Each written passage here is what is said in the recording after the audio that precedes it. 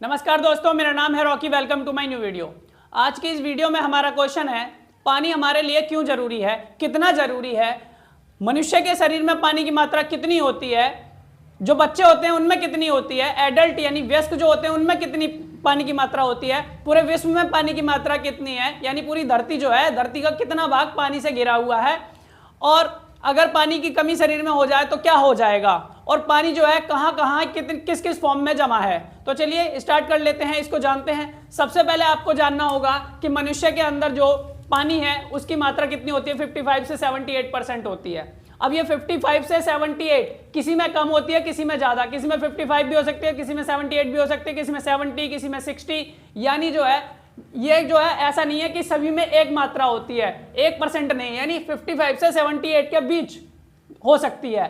अब ये किस बात पर निर्भर करता है कि किसमें कितना होगा, तो ये इस बात पर निर्भर करता है, ये मैंने यहां पर 3 फैक्टर्स यानी 3 चीजें लिखी हैं, इस बात पर निर्भर करता है। पहला उम्र, लिंग और शारीरिक संरचना। देखो उम्र छोटा है बड़ा है इस बात पर निर्भर करता है। दूसरा लिंग यानी मेल है फीमेल है इस बात पर निर्भर करता है। तीसरा शारीरिक संरचना, मोटा है पतला है, कैसा है, मतलब उसकी शारीरिक बनावट कैसी है। अब एक चीज और क्लियर करना चाहता हूं, यहां पर 55 से 78% जो लिखा हुआ है ना, देखो हमारी बॉडी जो होती है, चाहे वो छोटा बच्चा हो चाहे बड़ा हो, चाहे बड़ा जना हो, उसकी बॉडी जो है वो पूरी 100% होती है अपने आप में। जैसे मेरी बॉडी है अपने आप में 100% है, आपकी बॉडी है 100% है। तो मैंने मान लिया अगर मेरी बॉडी के अंदर 70% पानी है तो 70% पानी का मतलब हो गया कि मेरी बॉडी के अंदर पानी की मात्रा 70% है, बाकी चीजें 30% है, यानी सॉलिड पार्ट जो बचा है मेरा इस बॉडी का वो क्या है 30%। और जैसे कि बोन्स हो गई, मसल्स हो गई, है ना, मांस हो गया, बाल हो गए, ये सब क्या है, बाकी की सारी चीजें जो भी बची हैं वो 30% रह गया। इसी तरीके से जिसमें 60% है पानी की मात्रा, उसका सारा बाकी का जो सॉलिड पार्ट है वो 40% रह गया। तो अब आपको समझ में आ गया होगा कि परसेंट के हिसाब से किस तरीके से होता है। तो अब ये बात करते हैं, देखो मनुष्य में तो बता दिया 55 से 78%, लेकिन छोटों में कितनी होती है और बड़ों में कितनी, यानी बच्चों में कितनी मात्रा होती है पानी की और बड़ों में कितनी। तो न्यूबॉर्न बेबीज जो होते हैं, न्यूबॉर्न बेबीज का मतलब होता है नवजात शिशु, जो नए नए जन्मे होते हैं, उनके अंदर जो पानी की मात्रा है वो 75 से 78% होती है। और जो एडल्ट यानी वयस्क होते हैं, एडल्ट वयस्क का मतलब है जो 19 साल से बड़े हो गए हैं, यानी टीनेजर्स नहीं है, अब 19 साल से बड़े हो गए हैं, तो वो क्या कहलाएंगे, एडल्ट यानी वयस्क कहलाते हैं। उनके अंदर पानी की मात्रा कितनी होती है 55 से 60%। अगर किसी के अंदर अभी मैंने बताया अगर 60% मात्रा पानी की है तो 40% उसका सॉलिड पार्ट होगा, यानी बाकी की जितनी भी चीजें हैं। और बाकी की बहुत सारी चीजें हैं बॉडी के अंदर, भाई 11 सिस्टम्स होते हैं बॉडी के अंदर पूरे, जो पूरी बॉडी को चला रहे हैं, जैसे digestive system, respiratory system, excretory system, urinary system, बहुत सारे सिस्टम्स हैं, 11 सिस्टम्स हैं। तो ये सब क्या है, इन सिस्टम्स में जो है सॉलिड पार्ट्स भी हैं, ठीक। तो बाकी का अब हम बात करते हैं कि किसमें पानी की मात्रा ज्यादा होती है, पुरुषों में या महिलाओं में, यानी मेल्स में, मेल में ज्यादा होती है फीमेल में।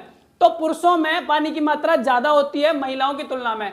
क्यों? क्योंकि महिलाओं में फैट ज्यादा होता है, यानी वसा की मात्रा ज्यादा होती है, इसलिए, और जो पानी है वो वसा में कम घुलता है, इसलिए पानी की मात्रा महिलाओं में कम और पुरुषों में ज्यादा होती है, यानी मेल में ज्यादा होती है। अब बात करते हैं, देखो ये तो हमने मनुष्य की बात कर ली, मनुष्य में कितना होता है। अब हम बात करते हैं कि पूरी धरती पर जो पानी है, यानी पूरी धरती जो है, पृथ्वी जो है, वो भी तो इस पर भी तो पानी है ना। अब पूरी पृथ्वी का जो 71% भाग है, देखो ये पूरी, मान लो एक हमने मान लिया कि एक आप क्या है मान सकते हो फुटबॉल है, फुटबॉल पूरी एक पृथ्वी के समान उसको मान लो, तो उस फुटबॉल का जो 70% भाग होगा वो पानी मान लो आप। तो ऐसे ही हमारी पृथ्वी जो है, इस पूरी पृथ्वी का 70% भाग पानी है, बाकी जो 29% है वो क्या है, पहाड़, रेगिस्तान, जंगल, है ना, और सपाट मैदान, ये सब क्या है 29% है। 71% पानी भरा हुआ है धरती पर, इतना पानी है धरती पर। लेकिन ये 71% पानी में से भी ध्यान से समझना, इस 71% पानी में से जो 97% पानी है वो लवणीय है, यानी सॉल्टी है, खारा पानी है, पीने योग्य स्वच्छ पानी नहीं है। 97%। अब बात को समझने की कोशिश करना, मैं क्या बोल रहा हूं, 70%, धरती का 70% भाग पानी है, और इस 71% का 71% भाग पानी है, 71% का 97%।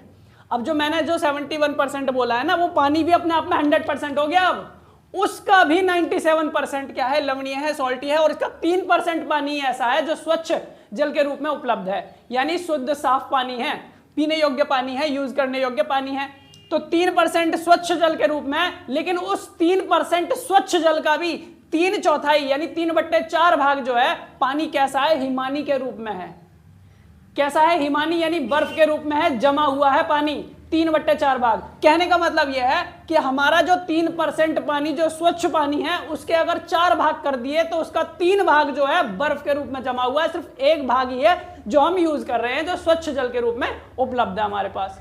तो आप देख सकते हो इतना सारा पानी है, पर ये जो बाकी का पानी है जो 97% लवणीय है, 3% ये, तो 97 जो % पानी है वो कहां पर है, समुद्रों में, महासागरों में, ठीक है, और हिमानी के रूप में ये जो है स्वच्छ जल है। तो देखो धरती पर पानी की कमी तो है नहीं, बहुत पानी है, लेकिन हमारे पास तो 3% है, लेकिन 3% भी पानी हमारे लिए बहुत है, ध्यान रखना, क्योंकि इतना पानी है, इतना पानी है, पानी की कोई कमी नहीं है, लेकिन पानी की कमी फिर भी है, वो कुछ कारणों की वजह से है। तो अब यहां पर हम देखेंगे इसको, पहले तो ये समझ लो, है ना। अब देखो ये जो हमारे पास 3/4 जो है हिमानी के रूप में है, ये 3/4 यानी बर्फ के रूप में है कहां पर, तो सबसे ज्यादा जो बर्फ के रूप में पानी पाया जाता है वो कहां पर है, अंटार्कटिका, एक महाद्वीप है, पूरी पृथ्वी पर 7 महाद्वीप हैं, जिसमें से एक महाद्वीप अंटार्कटिका है, इस पर 60 से 70% पानी जमा है। 60 से 70% पानी कहां है, इस अंटार्कटिका पर जमा है। वो कौन सा, ये 60 से 70% किसका है, जो स्वच्छ जल है 3% है ना, वो स्वच्छ जल जो 3% है, ध्यान रखना। अभी मैंने मान लो थोड़ा सा पानी लिया, ये 3% पानी है, ये भी तो अपने आप में 100% हो गया। अब इस 100% का, यानी ये जो 3% स्वच्छ पानी है, इस पूरे 100% का 60 से 70% पानी जो है वो बर्फ के रूप में कहां है, अंटार्कटिका। इसलिए कहा जाता है कि अगर अंटार्कटिका का जो बर्फ है वो अगर पिघल गई तो पूरी दुनिया में बाढ़ आ जाएगी, क्योंकि हमें पता है 97 पानी तो क्या है, लवणीय है, जो कि समुद्रों में, महासागरों में, इनमें है, तालाब है, झील है, नदियां हैं, इतना सारा पानी है, ठीक। तो अगर इसकी बर्फ अगर पिघल गई तो क्या आ गया, पूरी दुनिया में बाढ़ आ जाएगी, इतना पानी है। और दूसरी चीज 60 से 70 यहाँ है। दूसरा, ग्रीनलैंड एक ऐसी जगह है जहां पर पानी सबसे ज्यादा बर्फ है, दूसरा स्थान है ये, पहला स्थान है अंटार्कटिका और दूसरा स्थान क्या है, ग्रीनलैंड, जहां पर पानी जो है सबसे ज्यादा बर्फ बना हुआ है। तो सबसे ज्यादा पानी जो है बर्फ के रूप में है, जैसा कि मैंने यहां कहा 3/4 भाग स्वच्छ जल का, यानी 4 भाग कर दिए स्वच्छ जल के, तो 3/4 भाग तो बर्फ के रूप में ही है, 1/4 भाग जो है वो हम यूज कर रहे हैं। अब हम बात करते हैं कि जो पानी है वो कितनी फॉर्म में जमा है, तो वो 3 फॉर्म में जमा है, यानी पानी जो है 3 फॉर्म में है, सॉलिड, लिक्विड और गैस। पानी सॉलिड फॉर्म में भी पाया जाता है, सॉलिड रूप में भी है, और लिक्विड में भी है, गैस में भी है। सॉलिड मतलब ठोस में, जैसे कि बर्फ, बर्फ क्या है, सॉलिड फॉर्म में है, पानी जो है बर्फ बन गया है तो वो सॉलिड फॉर्म में हो गया। लिक्विड आप देख सकते हो, नदी, तालाब, झील, अपने आसपास, ये सब लिक्विड फॉर्म में है, जिसको आप पी रहे हो। गैस जो आप देख नहीं रहे हो, जब ये पानी भाप बनता रहता है, देखो पानी हमेशा आपके आसपास जहां भी आपको दिख रहा है, नदी हो, झील हो, तालाब हो, समुद्र हो, महासागर हो, कहीं भी हो, आपकी बॉडी हो, पेड़ पौधे हो, हर जगह से पानी का वाष्पीकरण होता रहता है, वाष्पोत्सर्जन होता रहता है, इवेपोरेशन होता रहता है। पानी हमेशा जो है उड़ता रहता है भाप बनकर, और वो आपको नहीं दिखाई देता, लेकिन वो कब दिखाई देता है, जब ऊपर बादल बनके बरसता है तब वो दिखाई देता है। और यही पानी जो है ऊपर बनके भाप बनके जाता है, ऊपर से नीचे आता है। तो ये जो है गैस के फॉर्म में हो गया तीसरा। अब हम बात कर लेते हैं शरीर में पानी का क्या महत्व है। हमारी बॉडी के अंदर पानी है, तो शरीर में क्या महत्व है, ये तापमान को नियंत्रित करता है। हम जानते हैं मानव शरीर का जो तापमान होता है, नॉर्मल टेम्परेचर होता है, बॉडी टेम्परेचर होता है, वो कितना होता है 37 डिग्री सेल्सियस। सेल्सियस में कितना होता है 37 डिग्री सेल्सियस। केल्विन में होता है 310 केल्विन, और फ़ारेनहाइट में होता है 98.6 फ़ारेनहाइट।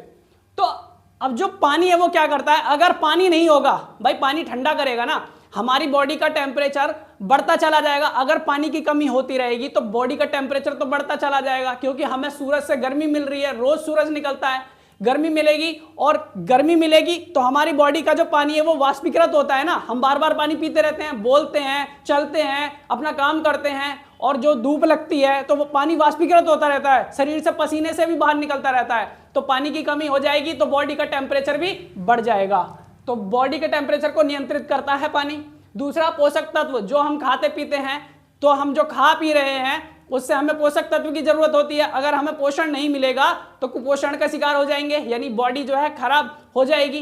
तो पोषक तत्व मिलना बहुत जरूरी है। पोषक तत्व यानी न्यूट्रिएंट्स इंग्लिश में बोलते हैं। तो पोषक तत्व का क्या करता है, पानी एक जगह से पूरी दूसरी बॉडी के एक पार्ट से दूसरे पार्ट तक, यानी एक जगह से दूसरे जगह तक लेके जाता है। पूरी बॉडी में है ना, तो ब्लड लेके जा रहा है ना, तो ब्लड के अंदर भी क्या है, पानी है ना, लिक्विड ही तो है वो भी, तो एक जगह से दूसरी जगह लेके जाता है पोषक तत्वों को, उनका परिवहन करता है।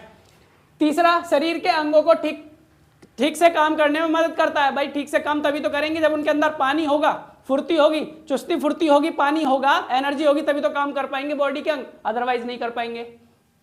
अगर पानी की कमी हो गई तो क्या होगा, पानी की कमी हो गई तो थकान और कमजोरी होगी, मुंह और होठ सूख जाएंगे।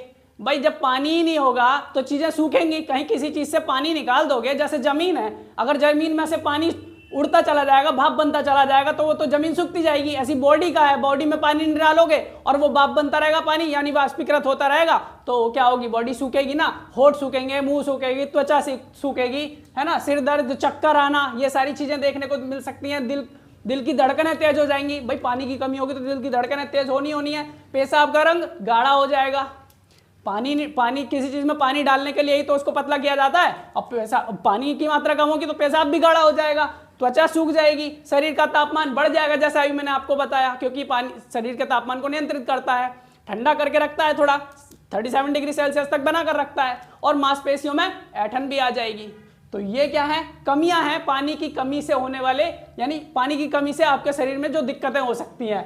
और ये क्या था, मनुष्य में पानी की कितनी मात्रा है, किस में कितनी होती है, विश्व में कितनी मात्रा है, कहां पर पानी कितनी ज्यादा मात्रा में जमा है। तो उम्मीद करते हैं आपको ये समझ में आया होगा। फिर मिलेंगे अपनी नेक्स्ट वीडियो में एक इंटरेस्टिंग क्वेश्चन के साथ।